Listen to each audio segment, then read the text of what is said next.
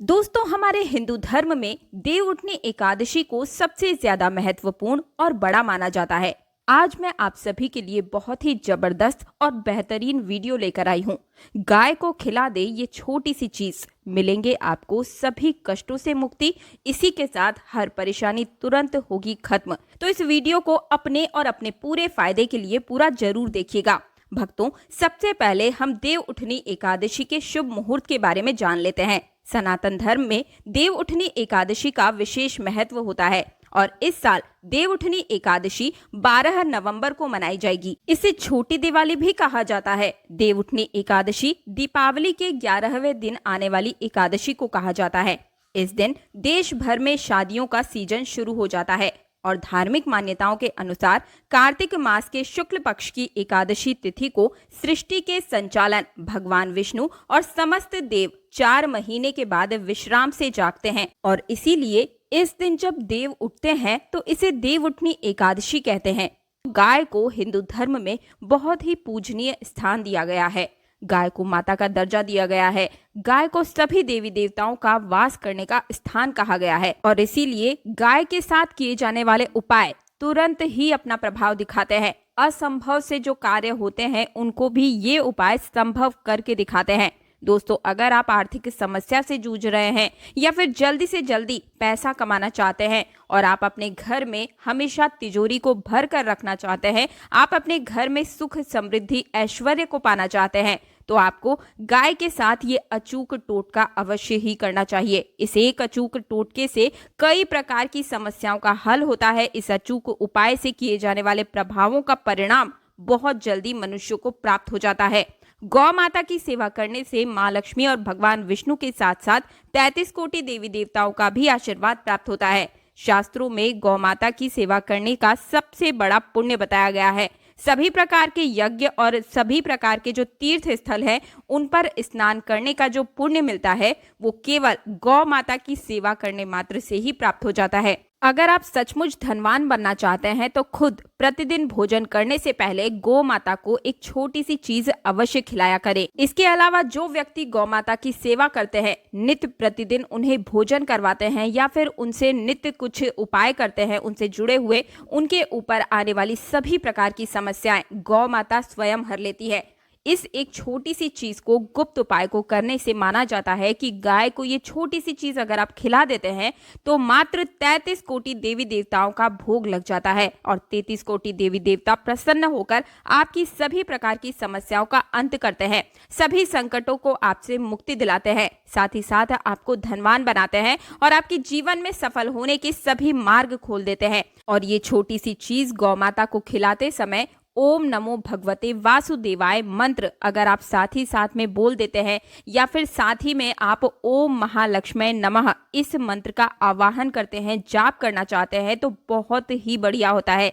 इसकी कोई संख्या नहीं है जाप की, आप जितना चाहें आप जाप कर सकते हैं।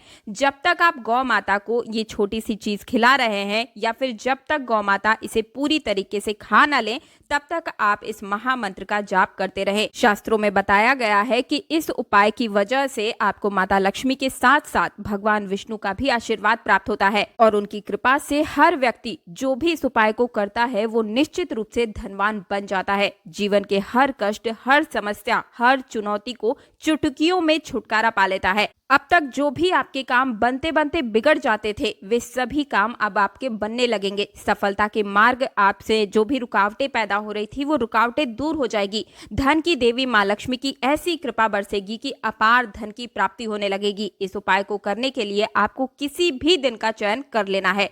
आप चाहे तो इसे शुक्रवार के दिन भी कर सकते हैं, चाहे गुरुवार के दिन कर सकते हैं, चाहे एकादशी के दिन कर सकते हैं, चाहे पूर्णमासी या फिर पूर्णिमा के दिन कर सकते हैं। इसमें कोई भी फर्क नहीं पड़ेगा क्योंकि हर दिन भगवान के लिए ही समर्पित होता है। दोस्तों, आप जिस भी दिन इस उपाय को करेंगे उस दिन आप सुबह सुबह प्रातः काल में जल्दी उठ जाएं और नहा धोकर के स्वच्छ वस्त्र धारण कर लें। इसके बाद आपको घर में जहां पर आपका मंदिर स्थापित है वहां जाएं और मंदिर में जाने के बाद आपको जो सभी देवी देवताओं की जो तस्वीरें हैं, मूर्तियां हैं, उन्हें एक साफ कपड़े से पोंछ लेना है।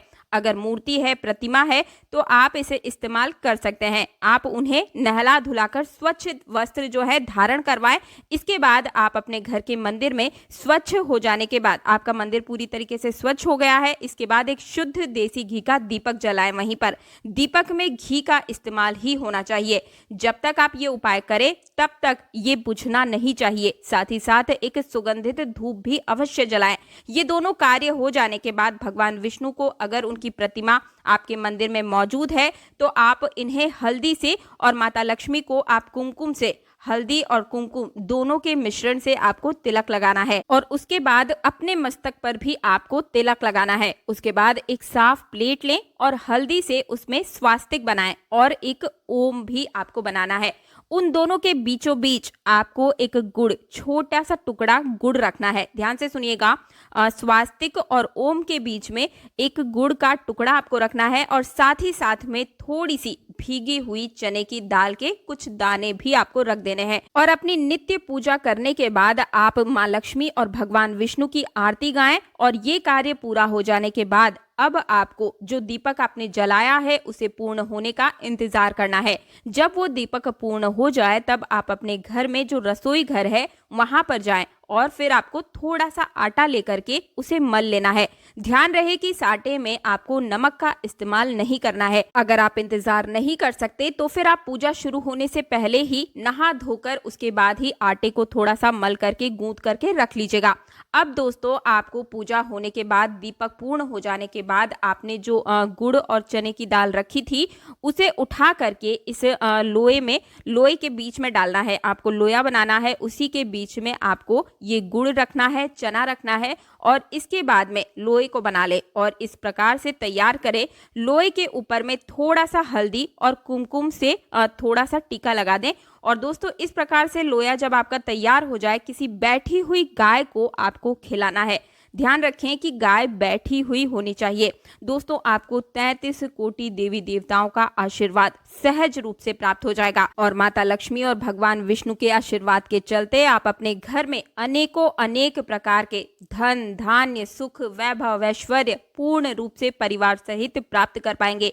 एक और सकारात्मक माहौल का आप अनुभव कर पाएंगे। मेरे जिन भी भाइयों और बहनों की शादी में विलंब हो रहा है, शादी तय हो जाती है और टूट जाती है, तो वे भी इन उपायों को कर सकते हैं। और अगर वे नहीं कर सकते तो जिनको अपने पुत्र या पुत्री की शादी में विलंब हो रहा है, दिक्कतें आ रही है, तो माता पिता भी इस उपाय को कर सकते हैं। अब बात करती हूँ कि ये उपाय आपको कितने दिन करना है। मान लीजिए ये उपाय आप गुरुवार को कर रहे हैं तो आपको 7 गुरुवार ये उपाय करना होगा। अगर शुक्रवार कर रहे हैं तो 8 शुक्रवार तक इस उपाय को करना है। एकादशी के दिन कर रहे हैं तो 11 एकादशी तक निरंतर इस उपाय को कीजिएगा। वैसे तो 24 घंटे के अंदर ही रिजल्ट आपके सामने होगा, क्योंकि ये तुरंत ही आपको सिद्ध करने वाला जो उपाय मैंने आपको बताया है, 24 घंटे में ये अपना रिजल्ट आपके हाथ में देने वाला रिजल्ट है। तुरंत ही झटपट हर तरीके की समस्या के लिए इस उपाय को आप कर सकते हैं। मनवांछित इच्छा के लिए, पैसा, रुपया, धन, दौलत, संतान की प्राप्ति, किसी रिजल्ट में, किसी नौकरी में, किसी व्यापार में, किसी प्रमोशन में, किसी भी प्रकार की समस्या का समाधान में, दुश्मन से मुक्ति में, हर तरीके से ये सिद्ध उपाय है। घर के कलेश को भी मिटाता है ये उपाय। जिनके जीवन में कोई समस्या नहीं है उनको भी इस उपाय को करना चाहिए। उनको भी आगे के लिए, तरक्की के लिए, अपने भविष्य के लिए इन उपायों को करने मात्र से आने वाली सभी प्रकार की अड़चनें खुद ब खुद दूर हो जाती है। तो मुझे उम्मीद है मेरे द्वारा दी गई जानकारी से आप सभी को संतुष्टि मिली होगी। अगर आपके मन में किसी प्रकार का प्रश्न है तो मुझे कमेंट में बताइए। साथ ही साथ कमेंट बॉक्स में जय मां लक्ष्मी जरूर लिखिएगा। अगर मेरी आवाज को पहली बार सुन रहे हैं, वीडियो पसंद आया तो वीडियो को लाइक करके हमारे चैनल तीज त्योहार और धर्म को तुरंत सब्सक्राइब करके पास वाला बेल आइकन जरूर प्रेस कर दीजिएगा। मिलती हूँ एक और नई जानकारी के साथ, तब तक के लिए जय श्री राम, जय मां लक्ष्मी, हरि ओम।